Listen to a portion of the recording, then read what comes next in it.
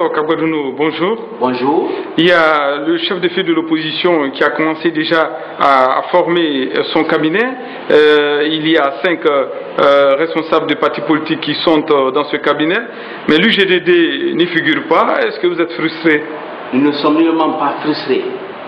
Parce que le combat que mène l'UGDD, ce n'est pas dans le but, bien entendu, de pouvoir appartenir au cabinet d'un leader qui a les mêmes ambitions politiques que nous, c'est-à-dire la conquête du pouvoir. La mission de l'UGDD, c'est être à secrétariat. Donc, ne pas appartenir à un cabinet d'un chef d'opposition ne peut nullement pas nous frustrer. Par contre, ce qui nous frustre, c'est le fait aujourd'hui que le chef d'opposition n'est pas en train d'observer avec une certaine prudence la crise que l'opposition connaît aujourd'hui. Il faut le dire clairement, l'opposition connaît une crise. Ce que M. Dallaire aurait pu faire avant la composition de son cabinet, c'est appeler tous ses confrères, se réclamant de l'opposition, tenir les états généraux de l'opposition. Au moins, au cours de ces états généraux de l'opposition, on va faire le diagnostic réel, avec objectivité, les causes que cette opposition connaît aujourd'hui. Nous allons donc essayer d'analyser ces causes-là. Deuxièmement, nous allons situer les responsabilités.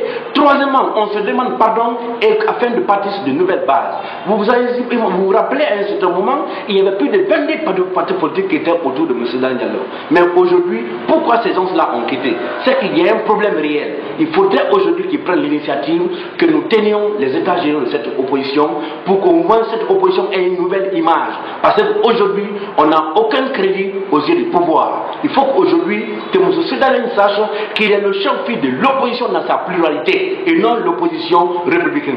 Malheureusement, c'est des choses qu'on est en train de confondre et des choses qui feront de nature fragiliser notre opposition, chose que nous regrettons. Donc, une fois encore de plus, on n'est pas frustré de n'avoir pas appartenu à ce cabinet. On est frustré par rapport à la démarche entreprise par le chef de l'opposition. Et quel commentaire faites-vous justement des noms qu'on retrouve justement comme conseillers au sein de ce cabinet? Il faut dire clairement, contrairement aux critères qu'ils ont eu à énumérer, le critère du pouvoir politique, vous comprendrez avec nous qu'il y a certains conseillers qui n'ont jamais pris part à une élection quelconque. Le critère de l'expérience ou bien des compétences techniques. Il y a des conseillers là-bas qui ne peuvent même pas te faire une lettre. Qu'est-ce que vous voulez dire?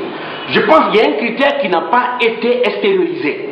Le critère fort qui a prévalu dans la nomination ou bien dans le choix que M. Cheville a fait, c'est que pour appartenir à son cabinet, il faut être un ancien ministre ou bien être député. Vous ferez l'analyse des scènes qui ont été nommées, vous comprendrez avec exactitude que tous ces scènes ont été soit ministres ou bien ils sont députés. Des frustrés d'enfants? Oui, bon, moi je ne dis pas qu'ils ont été frustrés, mais c'est les gens qui ont été débarqués.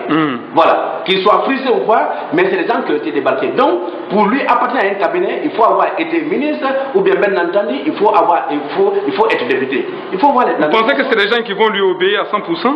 Ce n'est pas une évidence. C'est pourquoi j'ai dit la plus grande stupidité politique qu'un homme politique peut commettre, c'est lorsque tu nommes des conseillers qui ne peuvent aucunement pas te conseiller. Mais qu'est-ce que vous voulez? Un conseiller ne peut pas te dire non. Nous n'avons pas peur, on n'a pas bien entendu cette crainte de dire à Sédalène Diallo, non, c'est là qui compte poser, n'avantage pas notre opposition, n'avantage pas bien entendu le peuple de Guinée. On a le courage de lui dire cette vérité parce que nous n'avons rien à perdre, on a encore une dizaine d'élections présidentielles qui nous attendent devant. Et eux, bientôt, ils vont prendre la retraite politique. D'où aujourd'hui la nécessité de rajeunir la classe politique guinéenne. Ces doyens-là ont montré les limites. Il faut à un certain moment qu'on les mette à l'écart et qu'aujourd'hui, la jeunesse prenne ses responsabilités pour que ce pays-là, bien entendu, puisse connaître un décollage économique. Voilà notre préoccupation. Monsieur Nestor Kabadouno, merci d'avoir répondu à nos questions. C'est à moi de vous remercier.